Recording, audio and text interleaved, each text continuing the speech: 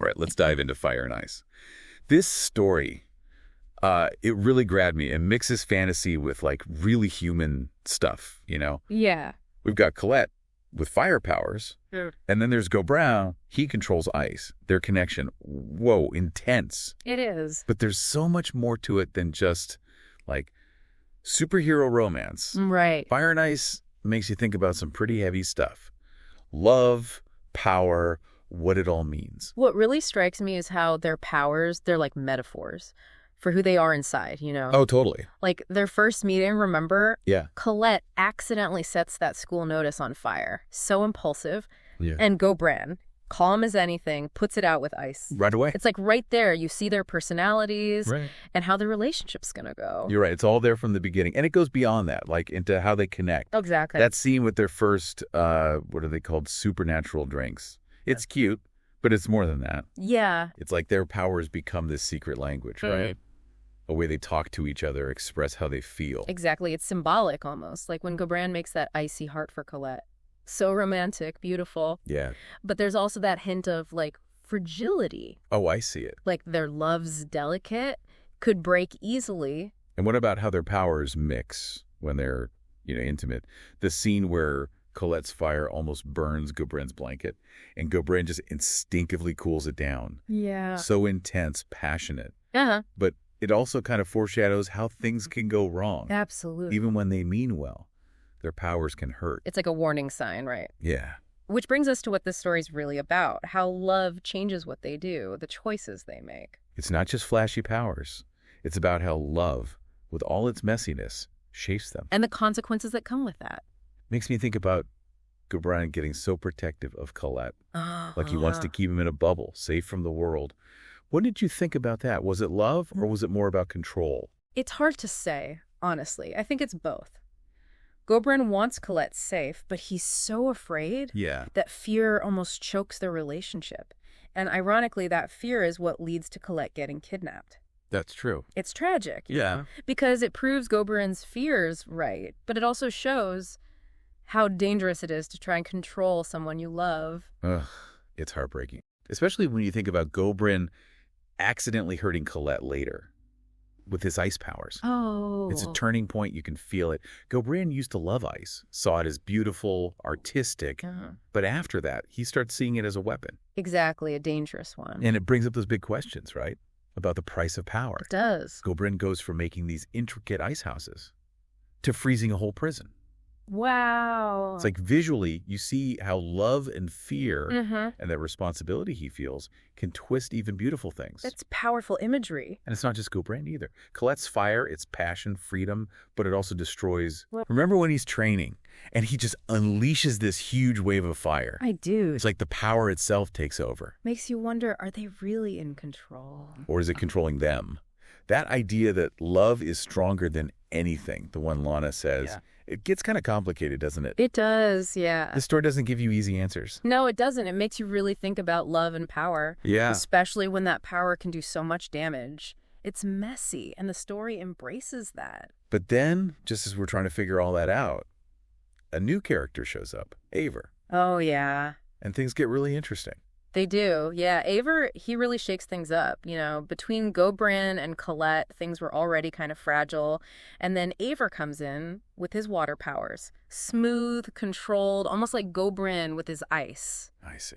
But it's his love for Gobrin, that unrequited love that really sets things in motion, leads to the tragedy. What did you think of Aver, by the way? Oh, man. He was such a complex character. He was. I mean, on one hand, he does some really bad stuff, unleashes his powers out of jealousy, puts people in danger. Yeah, definitely. But then you see his pain, watching the guy he loves with someone else. That line, "You have no slightest clue how I feel." It really hit me. It's powerful. It's like he's desperate, vulnerable. It's hard to just call him a villain. That's what makes the story so good, I think. It's not black and white heroes and villains. It's real people with flaws trying to deal with these incredible powers and with love, longing, loss, all that messy stuff. Totally. It's so real. Yeah. And speaking of messy, Yeah. the story really digs into, like, the ethics of superpowers. Oh, yeah. Like the whole thing with those powered people being locked up. It's clearly wrong and injustice. It is. It makes you think about freedom, control, who decides what's normal. And it forces Gobrin and Colette to look at their own values. Yeah. Gobrin, at first, he hesitates to use his powers for anything serious. It's more about expression for him. Right. But then that prison situation, it forces him to act. He has to do something. He chooses to fight back, but it comes at a price. That prison break.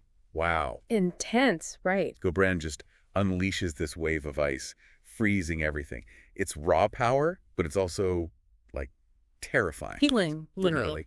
Remember how he talks about the beauty of ice becoming monstrous? Yeah, it's a powerful image. It shows how their powers have this duality. Fire and ice. Beautiful but destructive. Both sides of the same coin, almost. And it makes you wonder, can they ever really be in control? Or are they always going to be at the mercy of these powers? It's a constant struggle for them. It's like they're walking this tightrope, between their love and the danger of their powers. And that tension, it's at the heart of everything. Their love makes them strong, but it also makes them vulnerable. And the story shows how that vulnerability can be used against them. Like Gobrin trying to protect Colette, but it backfires. His fear actually pushes Colette away towards that stranger, the one who sets up the kidnapping. Yeah, sometimes good intentions aren't enough. It shows that even with the best intentions, fear can mess things up. No. And it leads to that awful moment when Gobrin hurts Colette with his ice. I know, so sad. It's like their emotional wounds become physical. And that scene in the hospital, Gobrin's just drowning in guilt. And Colette, he says, I trust you with my life. I respect every single thing you do to me. Right. I'll never hold anything against you. Yeah. Oh, it was so powerful. So much forgiveness. Especially after everything that's happened. And it's not just a one-time thing, you know? They have to keep choosing forgiveness over and over, dealing with the aftermath of Aver's actions. And then that final battle with the Elastic Man's relatives, seeking revenge. That was brutal. It was. Gobrin has to kill, and you can see how much it weighs on him. He already felt guilty about hurting Colette. Now this is on top of it. It really shows that there are no easy answers with this kind of power. There are consequences, always. Their powers, they become tied to their trauma. Fire and ice, they're not just abilities anymore. They're like metaphors for the scars they carry. And after it all, you can feel Colette's disillusionment. He says, I wish this all wouldn't have started. He does. It's like he wants to go back to a simpler time.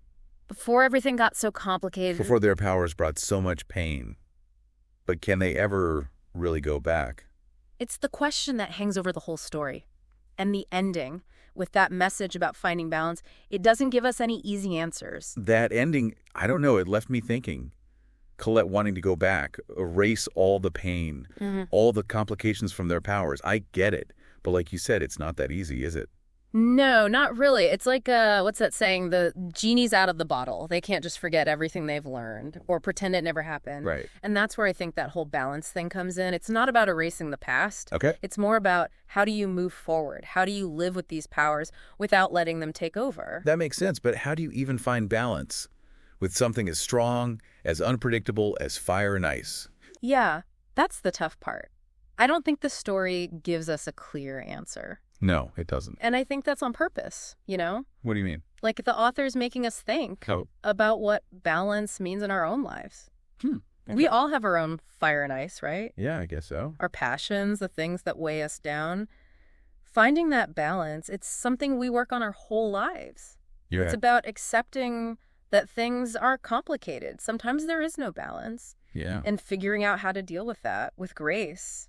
You know? With resilience. Exactly. I'm glad the story didn't try to make it simple.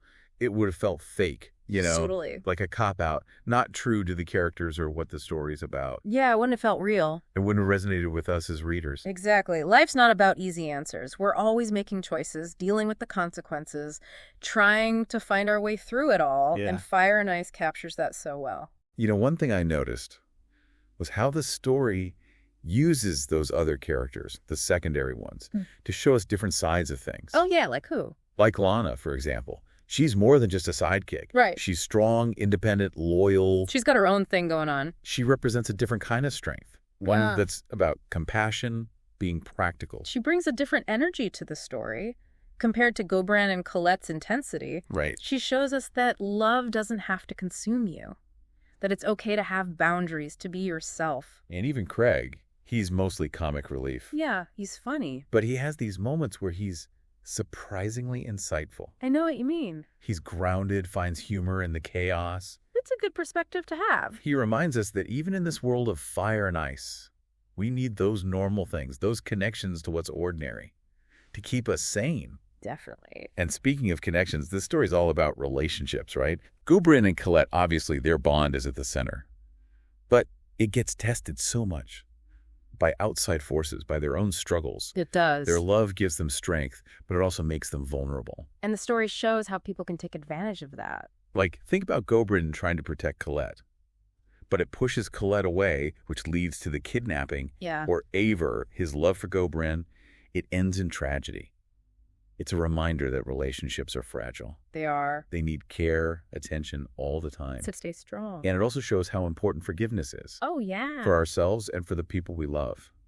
Those moments where they make up, where they say they trust each other, that's what lets their relationship survive. It's beautiful. It's so moving, especially that scene in the hospital.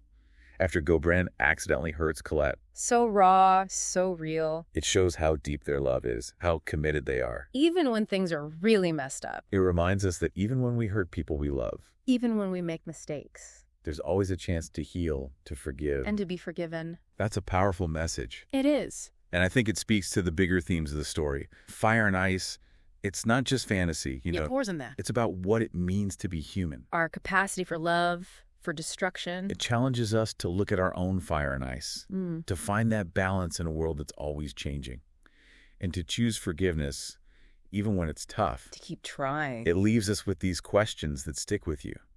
Like, what does balance even mean in a world like this? What are we willing to sacrifice for the people we care about?